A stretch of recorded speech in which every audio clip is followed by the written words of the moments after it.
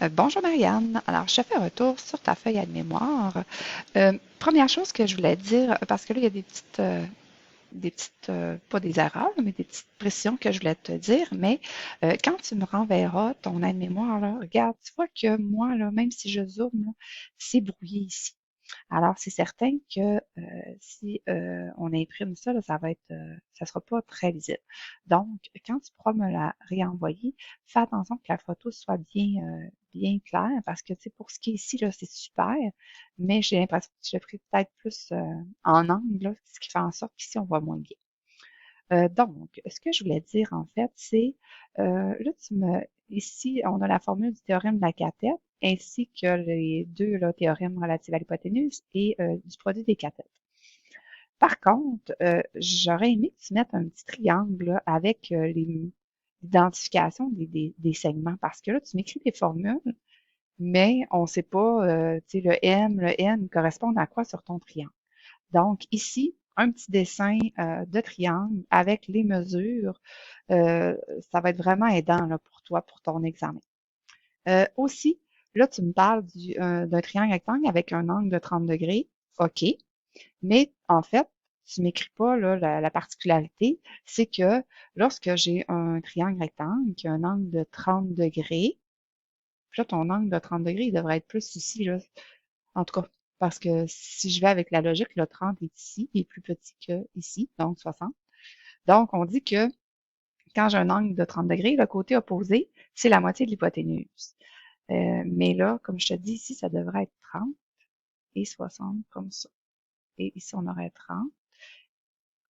Puis, donc, le côté ici, c'est la moitié de la mesure de l'hypoténuse. Ça veut dire que si j'ai une hypoténuse de 8, ici, j'ai 4. Alors, donc, c'est une particularité pour un triangle avec un angle de 30 degrés. Ensuite, je voulais te dire, OK, ici, tu fais un petit exemple avec la loi des sines, c'est bien.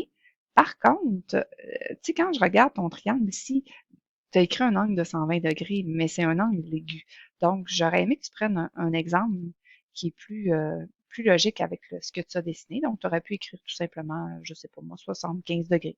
Et peu importe, là, mais un angle plus petit que 90. Parce que ça peut porter à confusion, là, des fois en examen. Je- Parce que ça, c'est pas un angle de 120 degrés. Même si c'est juste un petit croquis, c'est quand même un angle aigu. Pour le reste, ça allait. Ici, j'avais d'autres choses. OK. Le rapport, là, c'est important que ce soit écrit AB et non XY. OK? Donc, c'est vraiment A sur B parce que c'est le rapport ici du point de partage. Donc, A, B, comme ça ici. Donc, c'est ça. C'est ce que j'avais à te dire pour ta feuille de mémoire. Je vais te laisser faire les petites corrections que je t'ai dit. Puis, tu pourras ensuite me renvoyer la photo. Puis, essaie comme je te disais, que ce soit moins flou. Et par la suite, aussi, je voulais te dire, quand ça sera fait, de bien important là, dans